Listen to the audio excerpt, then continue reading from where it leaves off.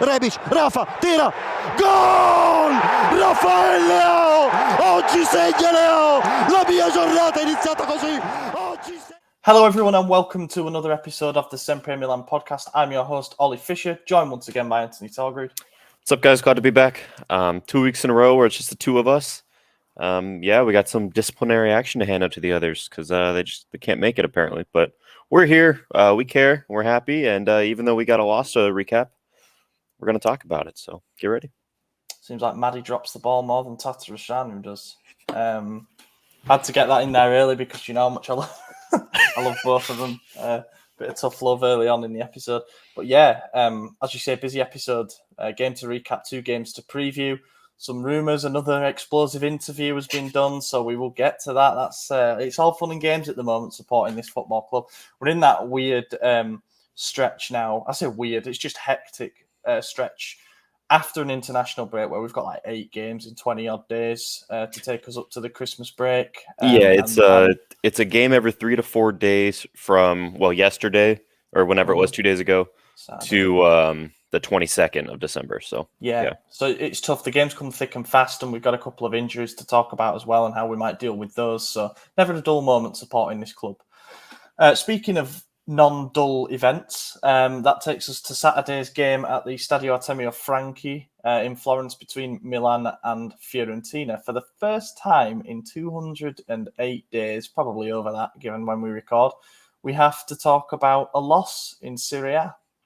It's fun. Well, not so much a fun fact, but interesting fact is the last Serie A game we lost prior to this was the day I was driving here to Virginia for moving. Mm-hmm. So I had been undefeated in this house until Saturday. So that streak has been broken. But is this why you tell us that you weren't in the house, please? I wasn't. Yeah, I was at the bar. So maybe that's it. Stay indoors. Yeah. So we lost 4-3. It was an incredible spectacle, but also the scoreline doesn't necessarily tell the truth as to how the game went. It was all over the place, to be honest. Fiorentina led 3-0 at one point. But I think the only way that we can really do this game justice is to start by going through it goal by goal before we look at things to, overview about it.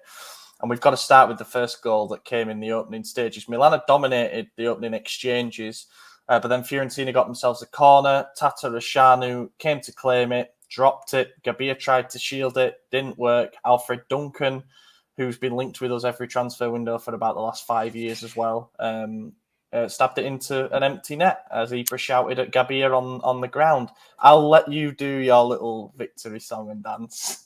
No victory here, but technically that wasn't actually the first goal. That was the third one because we had 2 called off for offside prior to that. So, let that sink in as you reminisce on the final scoreline. But everyone in this comment section for the last 6-7 weeks now has said, I'm too harsh on Tata Rashanu. I'm this, I'm that, I'm mean to him.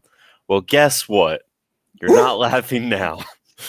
Nigel Farage, brilliant reference. Yeah. No, but in all honesty, it's typical of me. I finally cave in and say the guy's doing well, and that's how he repays me. So, no Tata Rashanu hype from me. You'll never hear it again. I'll put in my buddy's baby who's like 4 weeks old. I'd rather her play in goal than Tata Rashanu at this point.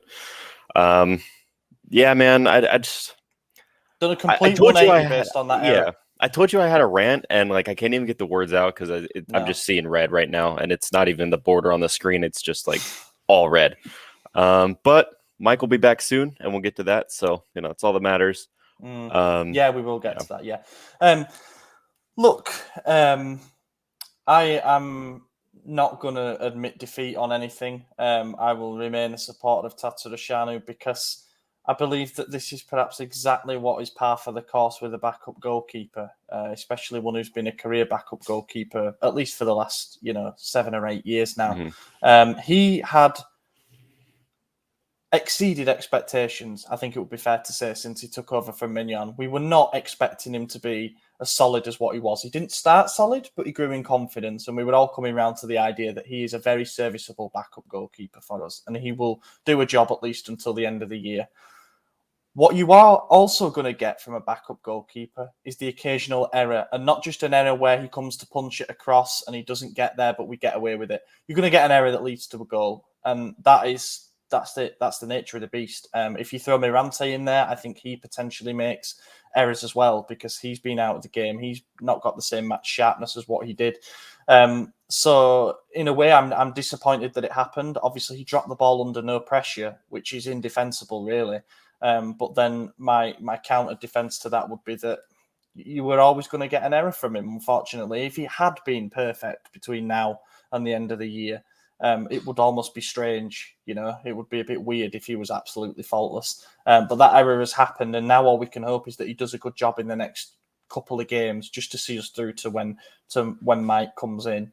I will say that it was 80% his fault, but then also when he does drop the ball, I would say that there is a little chance that Gabia could have swooped in, and if he'd have lunged towards the ball rather than tried to kind of shepherd it, he maybe could have got that clear before Duncan gets in there. So a little bit of rustiness on his part too, perhaps, which we will come on to. It wasn't a great. Yeah, I wouldn't say it was even a little bit of a chance that Gabia could have got in there. I mean, he had a huge. He could have that goal was avoidable on every level. Obviously, the Tata goal, you don't just let go. It's like I think having hold seen onto it, you're a goalkeeper. I think he brings it down and his elbow hits his knee or something, and that's what causes the ball to like pop that. out, and that's just like it's rookie level, but whatever, or it's a old level backup keeper, whatever it is, it's just indefensible, like you said. And then Gabia was right there.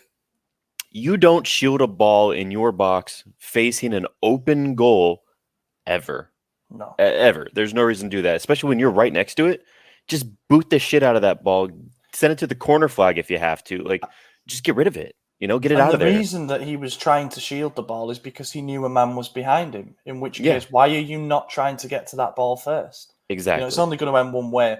And I don't want to just jump ahead because I said we'll do it goal by goal, but I think that was just a sign that perhaps there's a guy who's not in game rhythm mentally as well as physically.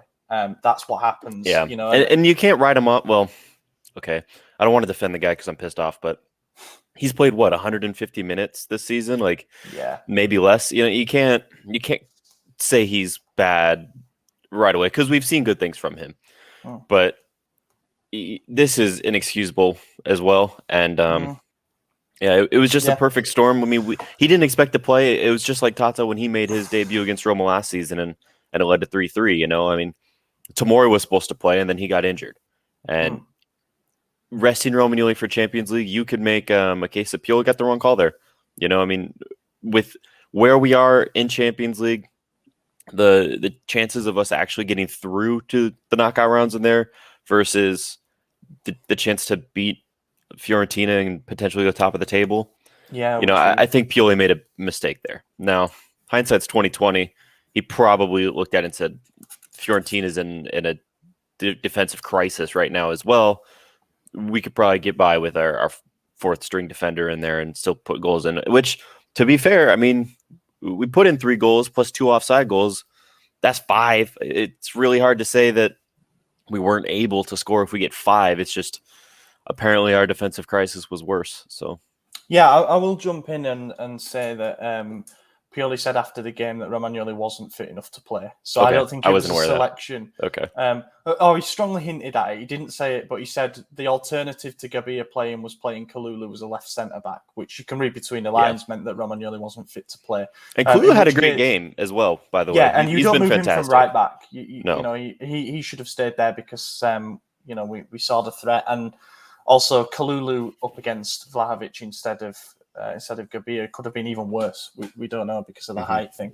But second goal really knocked the wind out of our sails just before half time. I thought if we get to half time and there's still only a goal in it, it is what it is. We've shown that we can come back. We scored 3 in the second half against Verona to come back.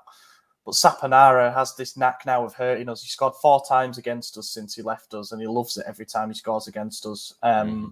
Pick the ball up. It was a great goal too. It was a fantastic goal. It was one of those where the camera was right behind it, so you saw it curling in, and I just said, fair enough. So if they go in, you say, okay, at least that hasn't come from something bad like a giveaway on the edge of your own box, which again we will come on to. But that was a bit of a hammer blow before half-time, because that meant 3 goals to win, and it even against a makeshift defense, psychologically that was going to be pretty tough. That's hard. Yeah, and that was the final whistle as well. Like the last second of the first half was that goal. I mean, going into halftime, and that's all you get to think about. We've done that before. We did against Verona, so we know it's possible to come back from that. And to be fair, we put on the comeback. We were pushing for it. They got the third goal first, so that was when I said, okay, we lost. Was the third goal, and then I thought maybe not, because Zlatan had 2 goals in, I think it was 5 minutes, 6 minutes, 6 minutes right after that. And all of a sudden, you're like, "Oh, we're doing it again." You know, we got the turnaround. It may not be a win, but we'll get the draw. And then Teo, what was he thinking there? I mean, so he had three options, because he was facing goal and he had the ball, so he could have passed out to Kessie, who was in where Teo should have been, the left back position, and then he had Kier, who was right there. Or maybe it was Gabi. I don't remember which defender it was. One of them. Yeah. And then he had Tata Rushanu in the middle. He had a perfect triangle of passes that he could have made. And instead, he tried to do like a pirouette turn thing, which in his defense, he's done plenty of times, and it typically works. In a better position than that, though. Yeah, not on the edge of your box. He's even done it on his own byline, which isn't bad, because if the attacker then puts a foot in, he can at least win a goal kick. Exactly. You know, there it's terrible, and I'm sick of doing it for the tactical analysis that we put on the site. I mean, I did it for the Kessie incident against Inter. You know, he gave the ball away, and then whether you think it was a penalty or not, he got himself into a bad position. Calabria, when he did a meaningless giveaway at one point in a crucial game. It's just like, our players are all capable of these brain farts that result in a goal. They don't just result in chances. You know, that resulted in the game being killed off ultimately, and that one hurts a lot, because it took all the momentum that we'd got from Zlatan's brace, and it was tough. It was a tough assignment. Just to go back to the third goal for Fiorentina, it was a tough ask for Gabbia, because, as you mentioned, he was kind of thrust in there a little bit last minute with Tomori's hip problem that arrived the day before the game. That was a bit shit, and obviously Romagnoli not being fit enough to step up. I think he would have done otherwise, because of Vlahovic's banging form. You know, there's no two ways about it. He's free scoring again this season. I think I can't remember who it is, but he scored the second most goals this calendar year as Vlahovic. So that says a lot about. Is he on 10 or 11 after that game? I think he's on 10 now. The second one was 10 now. 10. Yeah, he had 8. I mean, that's fantastic. Is he top goal scorer, or is Osimhen? No, I think he's top now. Yeah, he drew is. level with Osimhen, okay. And then I think he's pulled away from him now. But yeah, he's doing really well again, and I think he showed, you know, pretty much all of his capabilities during this game. I mean, he had that header that he missed where he should have done better, the cross that came in, and he flashed it just over the bar. Zlatan but then had the one of those third too. goal, and I thought, yeah, I will defend Gabbia a bit here by saying he's probably thrown in last minute.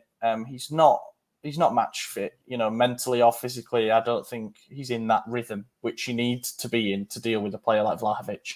Fiorentina did a good job of putting him in isolation when we were chasing the game at 2-0 down. They knew that we were going to leave space in behind, and they targeted that, and we saw that for the third goal, which was a lovely bit of, you know, composure from Vlahovic to take it round and slot it in like that. But you got to remember, in the first half we kept him fairly quiet, and I think that it's only when we were chasing the game, we were going hell for leather to get ourselves back into it, that it became a problem. And that's why Gabbia got exposed. And Kier would have been exposed too if they'd have put him in isolation with him. And Romagnoli potentially would have done too, because we've seen what Lukaku's done to him in the past. It's just one of those where sometimes the situation in the game throws up a set of circumstances where it's absolutely made for their number 9 to go out and do well. And he could have been on a hat trick as well, but Kalulu rushed back and made an incredible save inside our own box. You know, he got that, and then of course was subbed right off, which I understand the sub. Florenzi's a lot more attacking, but still, I feel like you got to leave at least one good defender on there. You know, I mean, Teo was doing his thing as well, so. But Teo's attack minded. It really just isolated the center backs, which led to the fourth goal. So, but hindsight's 20/20 on that. Yeah, it was tough. And then the fourth goal happened, and that was an instinctive finish. We saw it on his left foot, bent it round nicely. So I think, I still think we're way priced out of this Vlahovic auction, sweepstakes, whatever now. Regardless of what Ibra thinks, and apparently there was an article a couple of days before the game saying that he'd said to the management, he's the guy who I think could take over from me at some point. Regardless of what Ibra says there, I think we're already now looking at a player who's going to cost 50 million plus, despite the fact that he said he's going to want to leave, just because of the clubs that are involved in the auction. But if that was an audition of sorts, if Maldini and Massara were looking for some kind of certification that he might be the centre forward of the future, then he certainly passed it. And that's it. A late own goal that was a bit bizarre, really. Ibra's header off the far post, nestled in off Venuti. Do you think it was going in without it? No, it did bounce back out. Okay. Because okay. You're right. Said yes, I remember now. I said I would have given him it, and then I saw the replay, and it was coming back out, but it was unlucky, really, if anything. Yeah, and I feel bad for Zlatan because, and this is a really petty thing to feel bad about. Or not petty, it's just superficial, I guess. But he hasn't had a hat trick since he's returned to us, but he's had like 9 or 10 braces. Yeah, and in this game, he had 1 goal get called offside, 2 goals count, a third one turn into an own goal. And then he had that header from the Kier cross that just went barely wide. I mean, he was right there so many times. And yeah, and he should have buried that. He'll be the first to say that he should have scored that. Oh yeah, without a doubt. If he did score, it's a different game. It's a different game if we'd have got a goal before half time. I maintain that because there's been a lot of overreactions, as is natural after a first defeat in the league in over 200 days. But there's also been a lot of reasoned takes about how. Fiorentina, again, me, I say it every time, I'm not a massive, XG fan. I think it's a statistic that kind of tries to measure the unquantifiable. However, Fiorentina's XG was 0.98 and they scored 4 goals. Yeah. That everything statistically suggests that won't happen to us again this season. Now, it might happen in the Sassuolo game. We don't know. But I would feel pretty confident if we generate those chances, if we get Leao in those same dangerous positions that we did. A couple of times we got him running in behind and he just ran out of breath or he made a bad touch or something. That ain't going to happen next Leao time. had a fantastic game. Yeah, he did. And I think, not to slate Zlatan because he obviously was our best player as far as attacking threat goes, but I think if Rebic was in there, which, he's injured, we'll get to that soon, I think Leao has a couple assists because Rebic is faster. He could get in those areas. Leao was beating players off the line and then was putting those crosses into dangerous spots, but no one was there. And it's because Leao's so much faster than the rest of our attacking squad that we just simply going to get to where we needed to be on that. One more thing I was going to say, what was it? Oh, you could say with the XG, and I actually do like XG. I think it is a good barometer of the unmeasurable, as you said. So that's why I like it. But yes, there are a lot of gray areas on there. However, you look at the amount of luck they had with the Tata era, the Teo era. But let's not say we were perfect because they were lucky or they were unlucky as well. Zlatan's first goal was from a bad back pass. That was an error that he intercepted that back pass from Bonaventura, was it? And yeah, it was. Yeah, he put in the goal there. So you take that out, you take the 2 spills on our end out, and we're still losing. You end up with an even game. Well, I think we'd still lose. It'd be 2. Yeah, and an own goal. That's a pretty lucky as well. So I don't know. There was a lot of bad luck all around. For once, I don't think the referee kind of took control of the game, though. I don't think. No, I can't remember any errors on his part. There was a penalty shout on Leao that we never got to see reviewed. So I don't even know if it was good or not. I've seen replays since, and I wouldn't have called it. I think obviously the suggestion for them to give a penalty would have been that he could have got to that loose ball, and I don't think he could have. And also, I think Leao almost holds back a little bit to try and invite the contact. I think it would have been harsh if it had been given. There was a moment when I remember saying, who was it? I can't remember if it was Brahim or Leao or someone, but I remember saying you should have went down, and it was they got tripped up on the edge of the box. They weren't, so it wouldn't have been a penalty. But I think he had to even use a hand to build himself back up and then get to the ball. And to be fair, he had a shot on target. But if he would went down and then we're 19 yards out with a free kick, Zlatan, who knows? Could be a different story. Could be talking about top of the table right now. But Yeah, it's Joint just top. unlucky. We'll have to make two with joint top. Yeah, we'll do top and flop, shall we? Top is fairly straightforward for me. I mean, there's only a couple of candidates, isn't there? Let's face it. Probably Ibra and Liao are the two that we're picking from. Although I must say, I thought the two midfielders, to say we conceded 4 goals, Kessie and Tonali didn't do a terrible job. You know, we did command the game for large parts. Benacer looked nice when he came on as well. He did, Oh, yeah. also Macias. I saw a lot of hate for Macias, and I don't know why. I thought he had a decent game. You know, coming on in the 60th minute, chasing a game when you're down, whatever it was, 3-0, or 3-0, 3-1, whatever it was when he came on. After being injured and having essentially 0 minutes, you threw him into the fire, and he almost had 2 assists. He almost had 3. He could have had a goal, but he decided to pass back to Zlatan, which is pretty understandable given the circumstances. But yeah, I thought he had a great game, and we're going to see more from him in the future, especially if Salmakers continues to just be the worst player. Yeah. Do you know what? I'll give Salamakers some credit for his hustle. But again, that's same shit every week. You could just cut it and paste it in this bit about what we say about Salamakers. It's just an offensive, attacking black hole at the moment on that right side. Very one-sided as the data shows were our attacks, pretty much all down the left side, and I think that's where we're at, you know, and that's something that the management are surely going to look to address. But yeah, Messias is going to have his moments. Again, it's so important not to expect 8 out of 10s off the bat. He's going to need to build back up his fitness. He's going to need to get match sharpness, and the only way you can't do that in training drills. You can only do it out there on the pitch. So that 30 minutes will have helped him. Hopefully he can come on in a favourable situation against Sassuolo, where maybe with a couple of goals up, you can put him on then, and it gives him a bit of chance to build some confidence. And my biggest criticism of his performance was he drifts inside a lot. So when they started their counters, they had a lot of room to run on their left side down his flank where he should have been, and it was because he drifted in towards midfield into that attacking mid area a lot. Pretty close to Kessie. We've seen Salamakers drift as well, so maybe that's a tactical instruction. I don't know. It probably is, but he was quick enough to get back in most instances. But yeah, I didn't like that, especially with Florence on as well, because he was pushing forward. So it just left a huge gap on that flank that I don't want to see in the future. If Kalulu is still in or Calabria is still in, then by all means go for it. In fact, I would like to see Calabria and Macias start together at some point. Yeah, it'll come with chemistry as well, I think. That's an important thing with game time. We'll talk about a couple of injuries then that we've found out the extent of since the... Oh, no. Top and flop, what am I on about? Okay. Ibra, my top. I mean, he did miss an opportunity that he would have backed himself to bury probably the other 9 times out of 10. However, you cannot deny the fact that he wrapped up another 90 minutes, which shows that his condition's pretty good.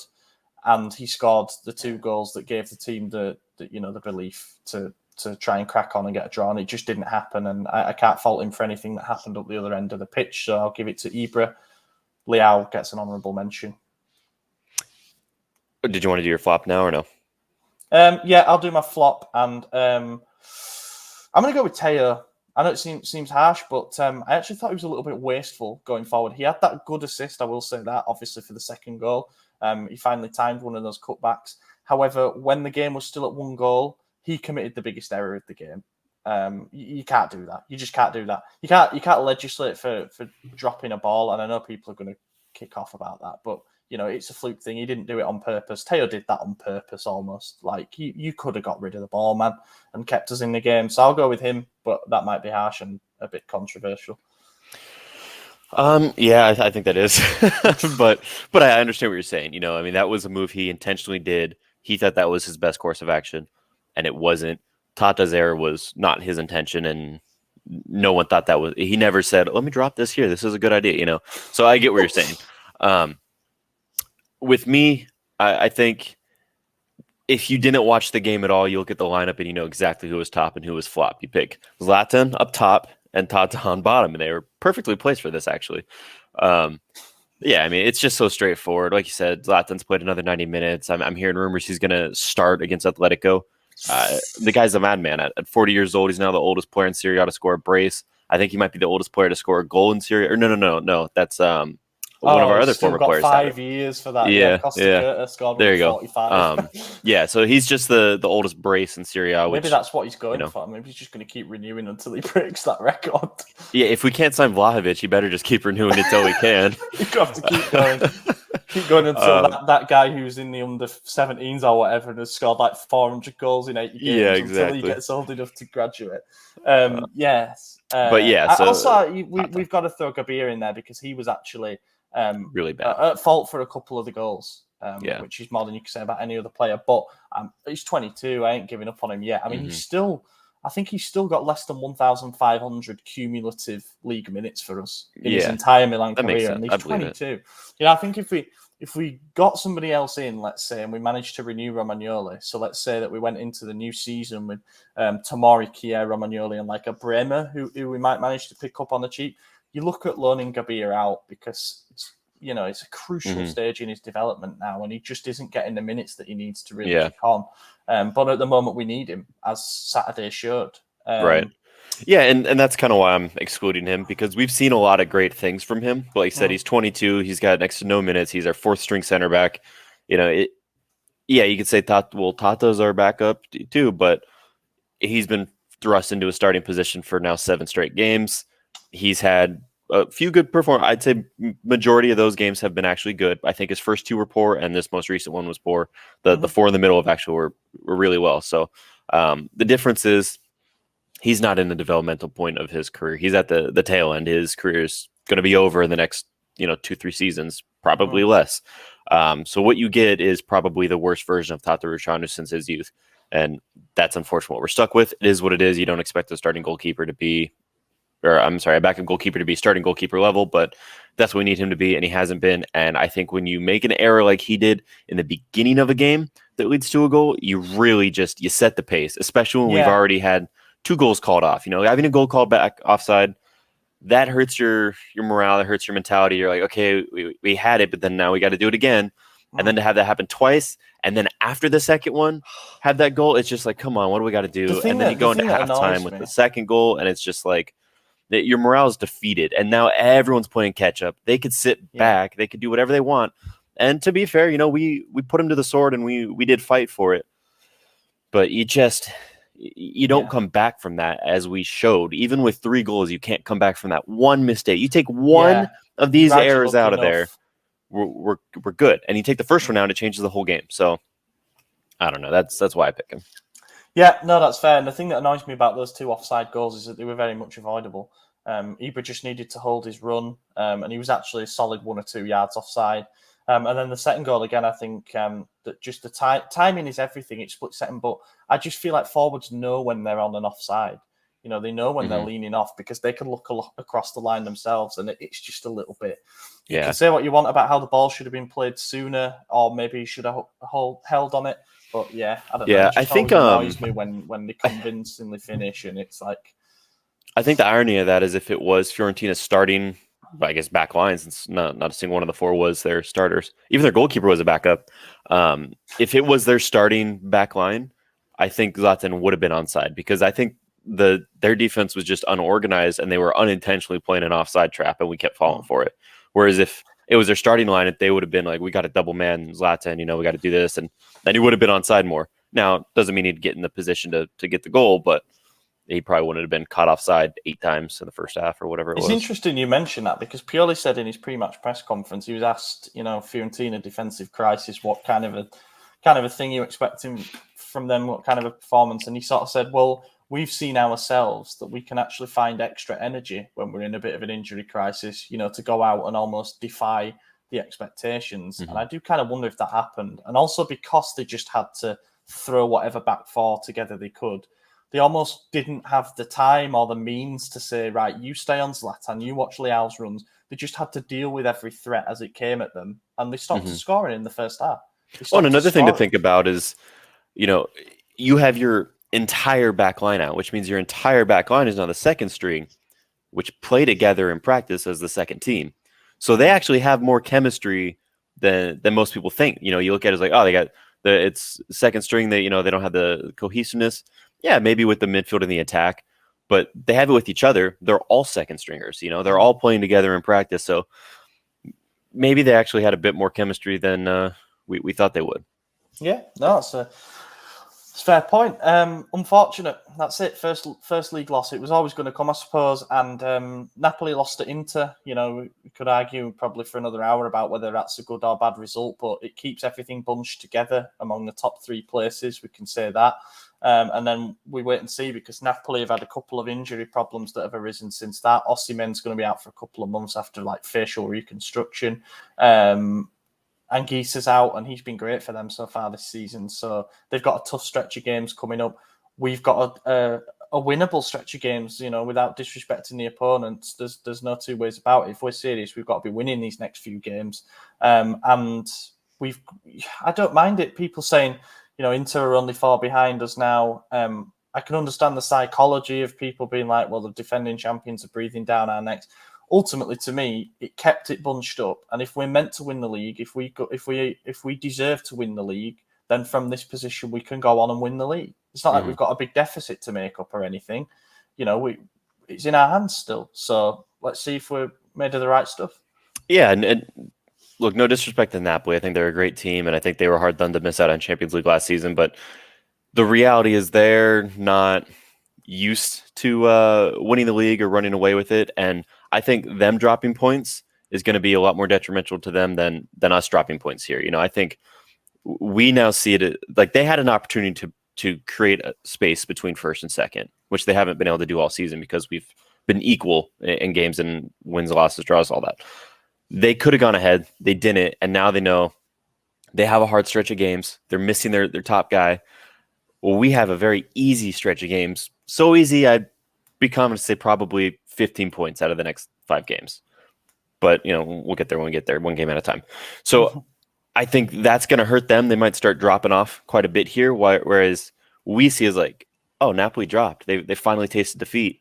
They lost their unbeaten aura. We did too, but we've been here before. You know, we were undefeated for a long stretch last season, and we finally dropped points around the same time, actually. Yeah, I was going to say, could you say that Napoli is sort of retracing our steps a little bit from last season? Yeah, potentially. And then into the season before they won the league, you know, when they were top and they put up a great fight and then they tailed away. Last season, they went one better and held on and did it. Last season, we had the great run, tried for a while, fell away. Is this the season that we do what Inter did last year and keep up that pace? You know, we'll find out. I do kind of feel like this is our season. I don't want to put that out in the world yet, but you just I don't know. did. I know I did, but you get that feeling. So we're running with it. But yeah, I think their mental is going to be weaker than ours coming back from a loss. I think it's going to hurt them more, especially with their next run of games. With Osimhen being out for a while. Look, I'm a big fan of combat sports. That's no secret. An orbital bone fracture is a long time injury. Granted, in a sport like boxing or MMA, you're getting hit in the face a lot, so you have to rest a lot more. Orbital bone, it's right behind your eye. It's your eye socket. Oh, it's your eye. Oh. Yeah, well, he had both. He had his cheekbone and his orbital, which is where your eyes are. Hence the reconstruction. He had surgery in Milan as well. So he's going to be out for probably 2 months, just recovery.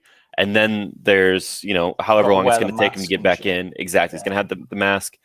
And when you break your face as someone who's not used to getting punched in the face, you're going to be a little afraid to go for headers, for high balls. Yeah, exactly. Yeah. So who knows? He might not return the same player. Yeah, I don't want to revel in his misfortune. And no, I think he's a fantastic player. I hope he does well. I'm a big fan of his. Just the implication that might have on Napoli could be huge, and Anguissa if he's out for a while, because as I say, he's been fantastic this season for them. Champions League jingle for probably the second to last time this season. So this is it, penultimate game of the Champions League group stages. We travel to the Spanish capital to face defending La Liga champions Atletico Madrid. I think it would be fair to say the atmosphere is still pretty tense after that first game we had against them, where we were quite frankly robbed by just a dreadful refereeing display. And what if I was to preface this by telling you that the referee for this game is the one who had the first leg of Man United v AC Milan at Old Trafford when he called off Kessie's, well, VAR technically, but still he didn't have a look. Kessie's goal. McTominay should have been sent off for a second yellow card during that. Brahim Diaz had a penalty shout that wasn't given during that game. So now's your time to even it up. I can't remember his name, Svecic or something. It doesn't matter. He's a villain. We're losing. Yeah, Like I think this is the end of it. You know, I detailed how we could go through a couple of weeks ago. I don't have the confidence, man. I mean, there's a possibility that Maignan is back for the weekend, not this game. Which, if he was back for this game, that would be huge. But then again, I don't know how he's even going to do in the weekend when he returns, if he returns. I'm scared. I'm nervous. It'll be nice having Zlatan start since he hasn't gotten to start any Champions League game yet this season. And I think that's pretty unfortunate for him because that's exactly why he wanted to be here, to get us back in this competition and play in it. And he hasn't gotten a chance to properly do that. So this is his chance. But look, Griezmann's red card got overturned, so he's going to be playing. Luis Suarez is always there. Now. Joao Felix might be back. It's going to be a tough game. There's no way they're going to underestimate us like I think they did in the first leg. You know, they didn't expect us to come out the way we did. They're going to now. We were like a pack of rabid dogs in that first game. You know, the way we hounded them for the first 30 minutes up until the red card, and the red card totally conditioned the game. Mm-hmm.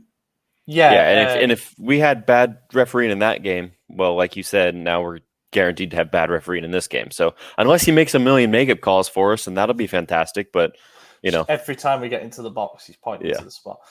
So Atletico Madrid, they need the 3 points because they've slipped behind Porto into third place in our group. So they definitely need the win, which I think bumps out any possibility that you know, we're going to meet a tame Atletico Madrid team that aren't going to go for it and are just going to try and not lose. This will be, you know, fighting fire with fire. Two teams that need 3 points to one to stay in the competition, us, and the other to give themselves the best chance of qualifying, because they will look at Porto playing away at Liverpool and think, you know, we should be taking advantage. Well, that's the scary thing. I think Liverpool's already qualified, correct? Yeah, they have. Yeah. So maybe they just. I mean, the only thing that boosts for us there is that they're playing at home. They probably don't want to take a home loss. So maybe they go hard. They've not only already qualified, but they've already secured top, which is pretty big, you know, because of the but this is tough. I mean, Atletico Madrid are not quite their formidable selves in the league this season. They've slipped 4 points behind first place city rivals Real Madrid. I think they're struggling to turn draws into wins a little bit at the moment. Nonetheless, they're gathering a bit of a head of steam in league, and you know, you can separate league and Champions League form. They know this competition well. They're full of big names, and I think this is going to be really tough. We're hanging on by a thread, and I imagine this is where it finally ends. And I just can't predict anything other than a defeat for this, I'm afraid. Yeah, I mean, the reality is it's not in our hands right now. We have to win, and Liverpool has to win. I don't think a draw is even enough, to be honest. And I could be wrong in that. I don't exactly remember. I think that puts Porto at 6 points. So a draw would be enough. I'll read out the two stipulations, because I did it in a Tuttosport thing this morning. So the first scenario is that Milan have to win against Atletico Madrid by at least 2 goals. Then we have to beat Liverpool at San Siro. Obviously, Liverpool must then beat Porto, and then Porto and Atletico draw in the final match day. That would see us through. The second scenario is a bit more complicated. Milan would still have to win by at least 2 goals against Atletico Madrid and against Liverpool. Then there has to be a draw between Liverpool and Porto, and then Atletico Madrid in the last match day would have to beat Porto, and then we'd go through by being level on points with Atletico because we have a better head-to-head goal difference. So that's a strange one, but those are the 2 ways that we can go through. So why do we have to win by 2 points? Because we have a -3, they have a -2. If we beat them at all, even by 1 goal, then we go -2, they go -3. For the second scenario, it would be because Atletico Madrid are beating Porto. So it becomes by how many goals, but then the head-to-head goal difference, it would swing it in our favour because... I didn't know it was head-to-head goal difference. I thought it was just goal difference in the group. I didn't either, but that's what it says. It's all... I don't even know why we're wasting too much time on this, but it's tough. And I will go with a 3-1 defeat. Oh... Strange. I mean, yeah, we got Tata in. Like, it's any shot they take is going to go in. So I think 3-1's probably fair. But I refuse to predict that because I don't want the comments to be mad at both of us. I want them to just be mad at you. So I'm going to go with a 2-0 victory. What is in that coffee? Guinness. Is it Guinness? It did look like it. Yeah, it does. Yeah, no, I respect the... I mean, that would keep us alive. Yeah, Unless Porto go and turn Liverpool over, which you can't rule out, can you? Because Liverpool just use us. Right, Sassuolo preview and then some questions, shall we do? So Sassuolo this season, the reason that I'm having to look them up is because I know that they're somewhere in mid-table, but I want to get this right. So they're 13th place in the table at the moment. We've kind of got used to them being a team that's between 7th and 10th. They've had some impressive runs. They've established themselves as a mid-table side in Serie A since their promotion. This year, it's not gone quite as well for them. They've only won 4 of their opening 13 games. They've lost 6 of them. They're on a winless run of 3, but the win before that was away at Juve, of course. They lost at home to Empoli, lost away at Udinese. They drew 2-2 at home to Cagliari in their most recent game. I don't know. I think ever since we shrugged off that thing of them being a bogey team for us, they don't strike the same feeling to me. Their top scorer is Berardi with 3, and then they've got a couple of players with 2 goals, but they're struggling to score goals again.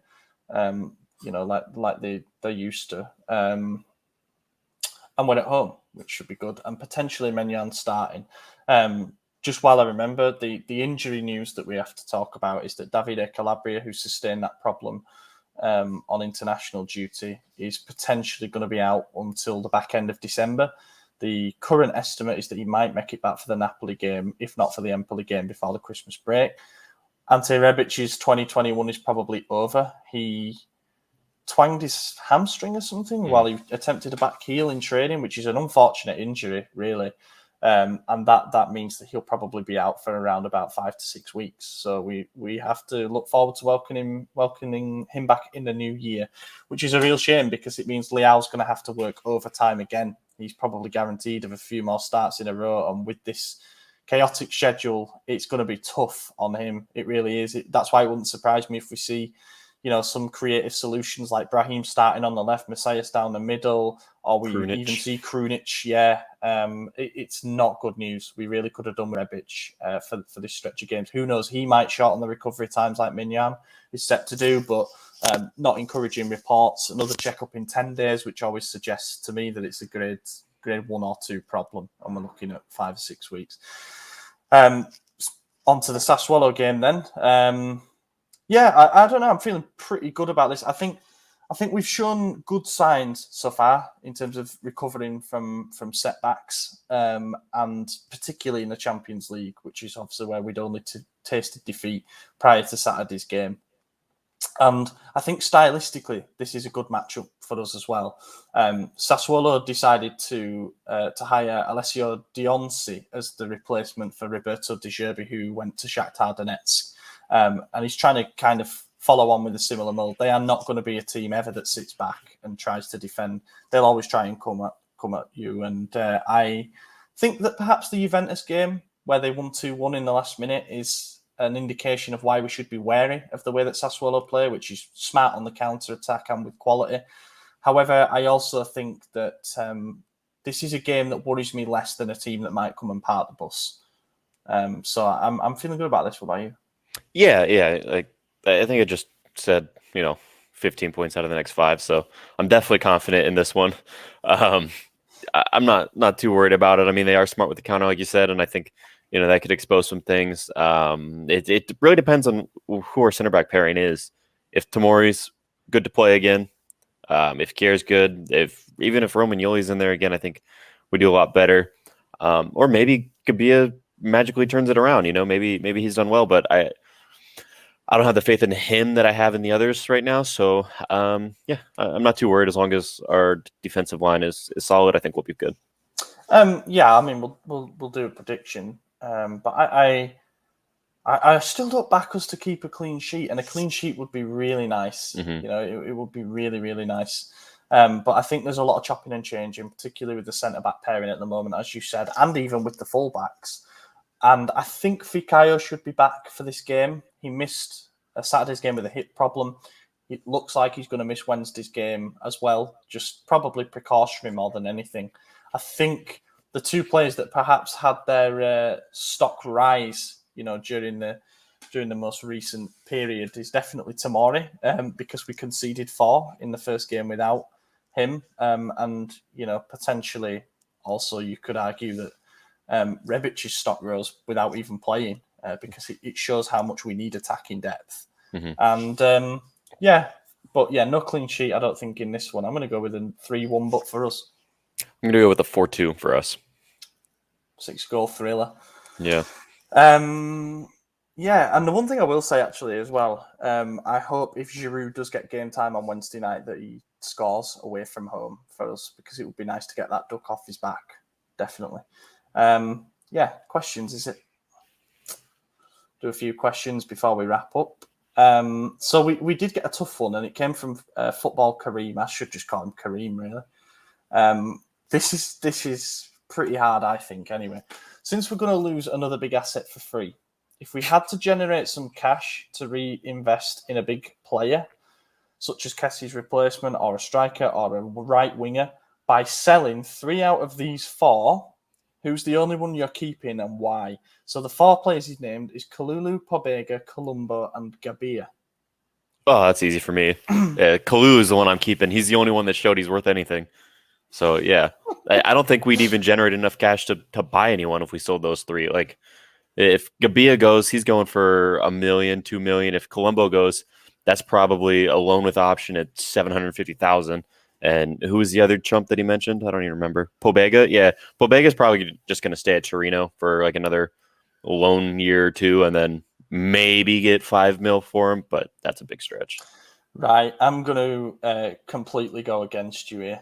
I agree that Kalulu is, I think he's the one out of those with the highest ceiling. I think tough. So Gabi is our 4th choice centre back. I can't say I lose sleep over him being sold for a tidy sum. Pobega, there's still some doubts about where he fits into our system. No two ways about it. He's doing well, but he hasn't yet convinced in pre-season that he deserves to stay. So that says to me that he's not quite at the level yet. Again, wouldn't lose sleep if we sold him for a decent fee. Colombo is young. I think he certainly has high potential, but he's ultimately on loan in the 2nd division. So again, he's probably 2 or 3 years away from being ready, maybe a year or 2. So I'm keeping Kalulu. I agree with that. However, one thing I will say is that I would say Pobega will fetch 15 million for. He's an Italy international now, and he's 22, and there are a lot of clubs that are sniffing around him. If Torino want to make it permanent, then pay up. Simple as that. When did he get called up for the national team? I don't remember that. In the last time. Did he play? Calabria. No, he didn't. But I mean, he got a call up in the most recent. Fair point. He hadn't got a cap yet, but I think Colombo's a 10 million euro player at the moment. I mean, he's the second top scorer or 3rd top scorer in Serie B. The top scorer is Lorenzo Luca, who is older than him, but the price tag is 15-20 million. So I'm just taking a few million off that and saying that's what Colombo should be at 19 years of age. Yeah, but you also got to take in the fact that they have such little faith in Colombo that they just signed a retired what's his name? Rossi. Right. Yeah. Giuseppe Rossi. They just signed him. That's marketing. I think that's a bit of a PR move. He isn't going to start games anymore at his age, is he? But it's good for Colombo to learn from somebody who knows Serie A inside out. Zlatan's 40, starting back-to-back games. Maybe we should have signed Rossi instead of Pellegrini. Just have a strike. Honestly, strike partnership with a combined age of like 85. It'd be over 100. How old is Rossi now? He's in his 30s, right? Yeah. It'd be over 100 because right now it's 75. Oh Lord. Right. That'd be kind of wild, actually. Yeah, do it, man. Yeah, play just for fun. They'd have got a result. It might actually be 100 right now. How old is Pellegrini? He is 21. Damn. All right. He needs nearly. Fast forward 4 years. We need to replace him with Bellotti and then we're sorted. There you go. Yeah. And then who's the other one? Gabia, I have no idea what kind of a transfer fee Gabia would fetch at the moment, purely because I don't think we've had any actual offers for him, but merely like, can we take him on loan? Which again, I would still consider. But I'm keeping Kalulu out of those, and also for the capital gains, because remember we signed him for like a 500k compensation fee, and now you're looking at him being, over 10 million now comfortably, and a utility player as well. Back up to the top. Baresi the Goat 6. What has happened to Salamakers, and do you think we will get a new right winger and midfielder in January? What has happened to Salamakers? Because ever since his renewal, he just has not really been there. Yeah, as far as what's happened, he's just gotten bad. Like I don't know why. He's just not doing anything right anymore. It's extremely frustrating. I do think we're gonna, maybe not replace him, but we're gonna get another midfielder, potentially right wing. I still don't know if we're going to go for Roman Fervor. Oh, I said it with your accent. That was weird. Yeah, Roman Fervor. Harry Potter. Harry Potter. Yeah, I don't know if we're going to get him. I think that's just still a weird situation. And now we got Renato Sanchez saying the same thing. Like, I don't know, man. We're going to sign some players, but yeah, it's weird. I don't know. I think Macias is like a new signing. At this point, Rebic is going to be too if he never comes back. And we know what he's like in the second half of the season. He's like a man possessed. The further thing's interesting because we keep hearing that we're disappointed by his decision to publicly declare interest in a move. So we've gone on to other targets yet, but we're yet to hear who these other targets are, and we're like 5 weeks out from the window reopening. Mm-hmm. I wonder. I think a lot hinges on how Messias performs between now and the opening of the window. If he can chip in with a handful of goals and assists combined, obviously, then that's fantastic, and it might convince us that we have just enough depth, providing our bad injury looks over. If he doesn't, if he struggles, if he picks up another injury, I think we're going to have to dip into the repair market, as they call it, and someone like Fervor, who clearly doesn't want to be there, could become a good opportunity. Either that, or we go out and make a statement signing like a Julian Alvarez or Noah Lang or something, a player that is certainly a hot property on the market, and if we could tempt them, then that would be good. I think Renato Sanchez, since you mentioned midfielder, he came out and gave an interview essentially saying, I will sort of select around the quotes here, but he spoke to the newspaper L'Equipe and said, struggling to load, there we go, I will see what is best for me. Milan are a great club, a historical club with class. I like them. A January move, I know I'm ready if an offer comes in. So there's another man who has decided to potentially blow up his own relationship with his club because Milan have potentially come knocking, or maybe even not knocking yet. I don't know. Good in a way, or just reckless again? I don't know. I think it might be a little different with Renato Sanchez because he's played for big clubs. He was at Bayern. And then he was sent to Swansea, and then Swansea are huge, of course, notoriously. Yeah, Benfica though is a tough academy. Benfica is a tough, that's a great team to play, especially as a Portuguese international. I think that one actually is pretty fair to count as a big club, especially with what Porto did to us, and But he also cost Lille 20 million. He went there with still a big transfer fee. Yeah, and Lille is by no means a small club. I mean, they won the league last season, so they did.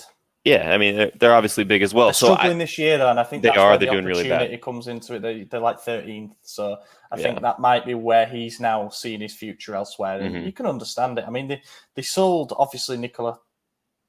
No, yeah, they sold Pepe. They sold Leao to us, and then they won the league last season. They sold Maignan to us as well. Yeah, that's true. So we have good relations with the club. We do. They didn't blow up their title-winning team, though, by any means. They kept Jonathan David. They kept Icone. They kept Sven Botman, who's a really good centre-back. Obviously, so Maignan, as you said, but they managed to keep Renato Sanchez as well, and they kept Yaziki as well. So it's one of those where I think it's just not worked for them with the new head coach, and some of those players are now going to be looking for the move that they might have looked for in the summer. Yeah, and just going back to my original point, I don't think it's as disrespectful for him to say he wants to, or he'd be happy with the move to Milan, because he didn't out and out say, like, I'm pushing for this move. I think it's different when you're at I don't know how to phrase this, because I think it's disrespectful when you're at a small club like Brest and you're saying, look, I just want out, especially after what he did the previous summer, just not showing up, whatever. Whereas Renato, he's put in the time. He's won a title with them and at a club that is not really expected to win any titles given PSG as their competition. So I think he's kind of established himself there and he's like, I'm ready for my next challenge. And he's still showing up and giving his all. I guess so is Fervor, but yeah, I think Renato won't be as disrespected by his own fans for saying this as Fervor is. Mm-hmm. Stefano asks, if we renew Romagnoli, would you take the opportunity to sign Bremer if it meant selling or loaning out Gabia? I would say yes to the latter possibility. Our Stefano. Our Stefano Sartori, the guy who's busy at Hench or whatever the hell he's the guy who just said, no, I don't want to go on the podcast. Yeah. We just outed him there. Yeah, no, he's at work or whatever he's doing. I don't know. What was the question again? I'm sorry. Would you sell or loan Gabia if we renew Romagnoli and we sign Bremer? I mean, we don't even need to sign Bremer.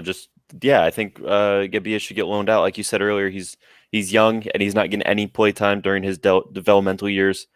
He's a four-string center back. He's always thrust into emergency situations, which doesn't help him. It doesn't. It doesn't at all. Send him to a lower Serie A team, or give him to Shiva. Let him develop him at Genoa. Yeah, I think the rest of the teams below us outside the top 7 would come knocking on the door if Gabia was available to loan. Well, because he does have top level experience against big clubs, and he's done well. This was his first real disaster game. Come through a good academy, has learned alongside other good centre backs. I think I would like to see Gabia alongside Tomori, which I know is just a random thought to throw out there, but Gabia probably being more naturally left-sided, or can play there anyway, and Tomori being right-sided centre-back who has that recovery pace, whereas we know Gabia's strengths are more in line with what Kier's strengths are, for example. That maybe they might complement each other well. But I'm still for signing Bremer as well. By the way, I think he wants out. And Bremer's great. What I've seen from him. I wouldn't mind going for Botman either, but the price will probably be a little high. Just double deal. In fact, throw Icone in as well because we could do with a winger. Jonathan David as well. He's doing great things for the Canadian national team. Canadian? I don't know, man. It's been a long episode. Actually, one of our shorter ones. Yeah. Bart asks,